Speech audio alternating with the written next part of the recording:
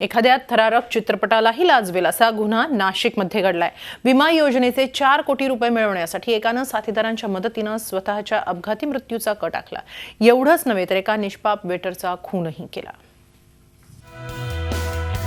फोटोत तुम्हाला जी व्यक्ती दिसते त्याचं नाव आहे रामदास पुंडलिक वाघ। चांदवड तालुक्यातल्या तांगडी शिवारात राहणाऱ्या रामदासचा गेल्या 9 जून 2017 रोजी अपघाती मृत्यू झाला, पण पोलिसांनी त्याला फरार आरोपी घोषित केलाय। आता तुम्ही म्हणाल मृत व्यक्तीला फरार कसं घोषित केलं, तर पोलिसांचं काहीच चुकलेलं नाही। त्याचं झालं असं की रामदासनं 1.5 वर्षांपूर्वी सुमारे 4 कोटींची विमा पॉलिसी काढली। ती रक्कम मिळवण्याकरता रामदासनं स्वतःच्याच अपघाती मृत्यूचा कट रचला। त्यासाठी मित्र सतीश गुरगुडे, श्रावण वाळुंजे आणि सागर वाळुंजे यांची त्यानं मदत घेतली। विम्याचे पैसे मिळवण्याकरता त्यांना गरज होती एका मृतदेहाची। तांगडी गावातल्या हॉटेलमध्ये चांद मुबारक नावाचा भोळसट तरुण वेटरचं काम करायचा।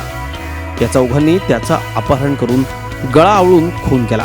त्र्यंबकेश्वर पोलीस ठाण्याच्या हद्दीतल्या तोरंगण घाटात त्याचा मृतदेह फेकून देण्यात आला। त्याआधी मृतदेहाला रामदासचे कपडे घालण्यात आले। ओळखीसाठी रामदास ओळखपत्र, पॅन कार्डही मृतदेहाच्या खिशात ठेवण्यात आलं। रामदासची दुचाकी मृतदेहाजवळ फेकून देण्यात आली। चेहऱ्याची ओळख पटू नये म्हणून मृतदेहाच्या चेहऱ्यावरून गाडीचं चाक नेण्यात आलं। या प्रकरणी त्र्यंबकेश्वर पोलिसांनी आधी अपघाती मृत्यूची नोंद केली, पण थोडीफार कोणकोण लागली आला। त्यांना कोणतरी असा एक वेडसर माणूस, परप्रांतीय माणूस मारायचा असं त्यांचा प्लॅन हा ठरलेला होता। ही पॉलिसी त्यांनी रामदासने मागील वर्षी सप्टेंबर महिन्यात काढलेली आहे। म्हणजे सप्टेंबर महिन्यापासून सप्टेंबर 2016 पासून यांचा प्लॅन चालू होता। हॉटेलमध्ये थोडा मतिमंद असलेला माणूस शोधला आणि त्यालाच यांनी याचे कपडे घालून रामदासचे त्या दिवशी जे कपडे घातले ते कपडे पण त्यांनी सकाळी त्याला घातलेले होते।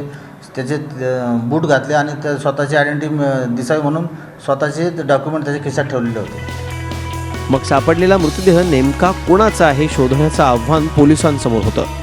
1800 किलोमीटरचा प्रवास करून नाशिक ग्रामीण पोलीस तामिळनाडूतल्या चांद मुबारकच्या घरापर्यंत पोहोचले आणि या गुन्ह्याचा छडा लागल्यानंतर पोलिसांनी 3 संशयितांना बेड्या ठोकल्यात। त्यांना 3 दिवसांची पोलीस कोठडी देण्यात आली आहे। सतीश गुरगुडे जो आहे त्यांनी असे ठरले होते की त्यांनी ही जी या मैताची 4 ते 5 कोटी रुपयाची जी पॉलिसी आहे त्याचे सर्व सोपस्कर पार करून त्या पॉलिसीचे पैसे मिळवायचे आणि ते त्याच्या बायकोकडे द्यायचे। सर्व पॉलिसी पण सतीश गुरगुडेकडे मिळून आलेले आहेत आणि त्या बदल्यात सतीश गुरगुडेला 50 लाख रुपये मिळणार होते। दुसरा जो श्रावण वांजुळे आणि सागर वांजुळे यांनी ह्या रामदासच्या जागेवर एक कोणीतरी मैत दाखवायचा म्हणून त्या माणसाचा शोध यांनी घेतलेला आहे। या प्रकरणातला मुख्य आरोपी रामदास वाघ मात्र अजूनही फरार आहे। तो हाती लागल्यावर या कटातल्या अनुत्तरित प्रश्नांचा उलगडा होणार आहे। मुकुल कुलकर्णी, झी मीडिया, नाशिक। झी 24 तास रहा एक पाऊल पुढे।